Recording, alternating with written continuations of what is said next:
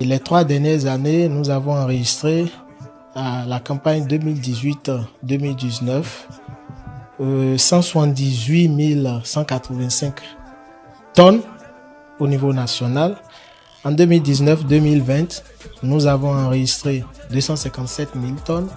Et en 2020-2021, nous avons enregistré 253 957 tonnes. Et ces statistiques que je viens d'énumérer sont des statistiques de la direction de la statistique agricole DSA, donc des statistiques officielles.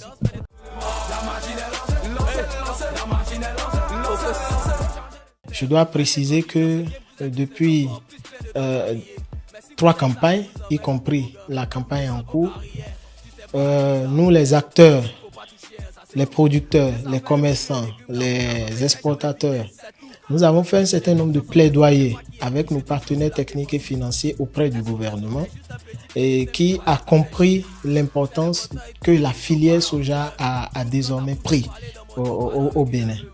Et nos plaidoyers ont conduit à cette initiative-là, à l'instar des filières telles que le coton, le karité, pour désormais travailler en groupe restreint pour discuter des conditions de déroulement et de la proposition de prix pour la commercialisation.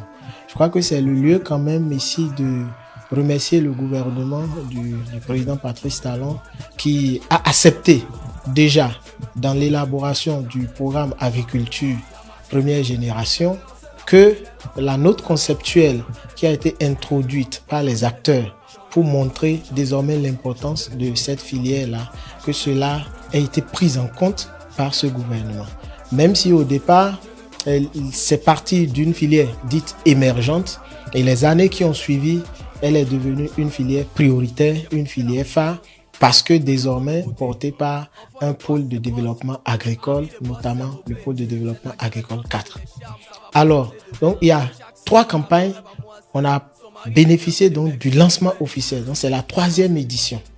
La première édition, 175 comme prix plancher. La 2e édition, donc l'année dernière, 175 le kilo comme prix plancher. Et l'ensemble des acteurs pour cette année ont fait une nouvelle proposition au gouvernement. Il faut dire que ce que nous adressons au gouvernement ne reste que toujours une proposition.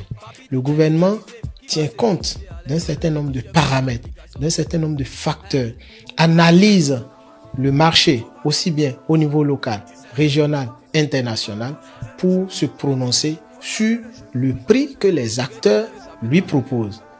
Ça peut conduire à l'acceptation du prix proposé par les acteurs, comme aussi il peut s'agir d'une légère diminution ou même d'une augmentation. Mais ce qui est heureux, c'est que les 190 qui ont été, disons, annoncés par le gouvernement pour nous, sont accueillis avec beaucoup de joie. Parce que comparé aux autres années, on constate quand même qu'il y a une nette progression. Alors, ce n'est qu'un prix plancher parce que le gouvernement et les acteurs disent désormais, toi producteur de soja, pour vendre ton soja, la décision te revient à savoir que tu ne dois pas vendre en dessous de ce prix-là. Cela ne veut pas dire que c'est le prix maximum ou c'est le prix stagné. Donc, c'est vraiment un prix plancher.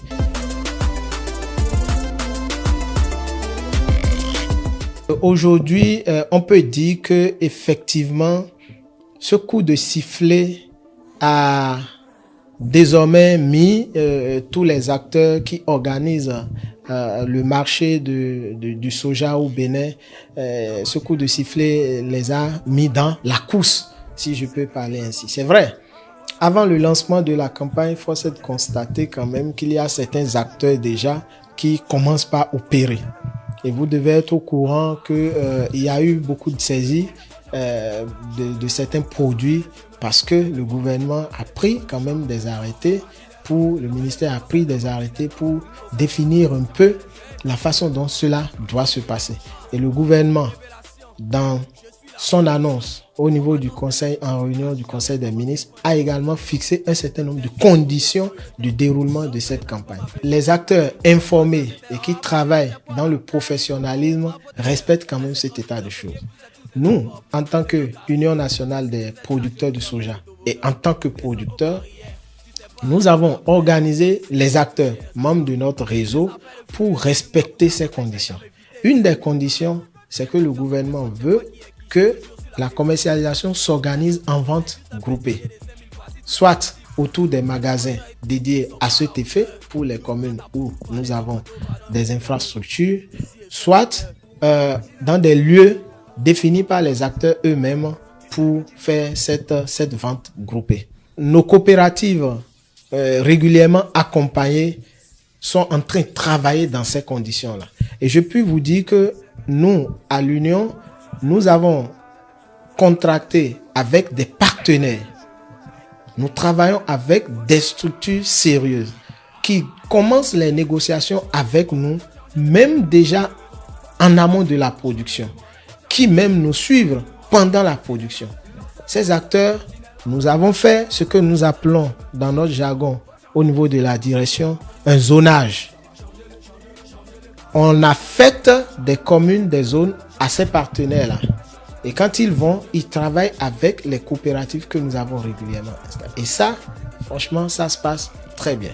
Mais d'un autre côté, il y a ces acteurs-là qui pratiquement n'apportent aucun soutien pour la filière, mais puisque le besoin d'acheter est là et que pour le moment, le marché est très ouvert et peu organisé, ces gens vont sur le terrain et collectent à leur guise le soja.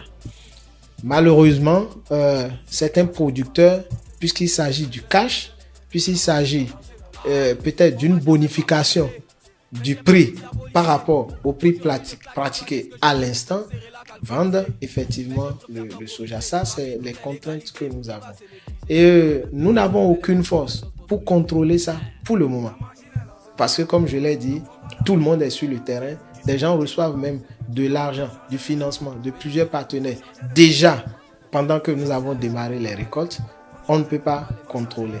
Mais ce que je sais, c'est que d'ici quelques années, il y aura un peu plus de l'ordre, puisque la filière est en pleine dynamique de structuration où nous allons organiser toutes les familles d'acteurs. Et cette organisation des familles d'acteurs nous permettra de mieux contrôler ceux qui vraiment s'intéressent à l'aspect commercialisation.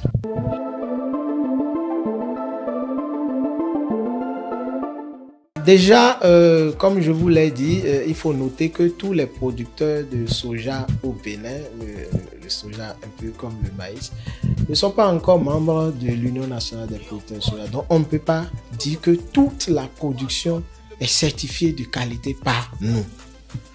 Mais les producteurs que nous encadrons, qui sont plus de 30 000, voire 40 000, sont formés sur des thématiques clés qui permettent de suivre la qualité du produit jusqu'à l'emballage. Déjà, dans les bonnes pratiques de production, la qualité du soja dépend déjà de la qualité des semences, de la qualité des intrants que tu as utilisés. Cela dépend de l'entretien que tu as fait de ta parcelle jusqu'à la récolte. Cela dépend de comment tu as récolté. Cela dépend de comment tu as battu, vanné et mettre dans le sac. Et pour ça, je crois que nous nous réjouissons du travail formidable que nous faisons à travers les partenaires qui nous accompagnent. Avec le projet des centres innovation verte pour le secteur agroalimentaire, au CIVA de la GIZ par exemple, nous avons travaillé à former les producteurs sur ces bonnes pratiques de production. Nous avons travaillé à former les producteurs sur l'école entrepreneuriat agricole. Et le producteur, quand il se voit comme entrepreneur, doit forcément savoir qu'un entrepreneur prend soin du produit qu'il met sur le marché pour pouvoir avoir un bon prix. Avec le programme ACMA 2, nous avons également travaillé à introduire des innovations, à montrer à ces producteurs que le respect des différents itinéraires techniques permet quand même de mieux produire. Nous avons installé des champs-écoles dans plusieurs communes, que ce soit avec ACMA, avec ProSiva, avec le projet EJASA, pour montrer aux producteurs les bonnes pratiques de production. Ça, c'est le départ. Maintenant, quand il a fini de produire et récolter, nous avons des agents sur le terrain. Nous en avons déployé près de 80 cette année qui conseillent ces producteurs-là sur la qualité de leurs produits.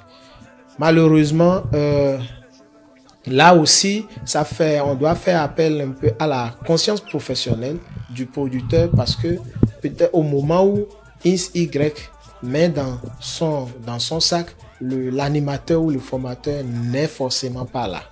Et donc, les producteurs qui ont compris respectent cet état de choses et je crois que la qualité du produit qui sort est quand même acceptable. Nous avons aussi avec le projet Pro-ACPA de la GIZ et ProQual qui travaille surtout sur les infrastructures qualité, nous sommes arrivés aujourd'hui à définir au niveau du Bénin des normes pour le soja grain, pour le lait, pour le fromage.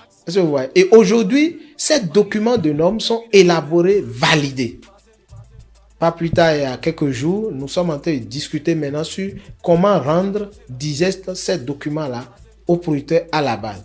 Donc, ces normes, désormais, doivent être respectées par les producteurs et je crois que l'UNPS est là pour les accompagner, les former et vulgariser ces normes-là parce qu'il y aura des guides qui seront élaborés et des boîtes à outils également élaborées pour leur permettre de respecter les normes désormais inscrites au niveau de l'Agence nationale de normalisation.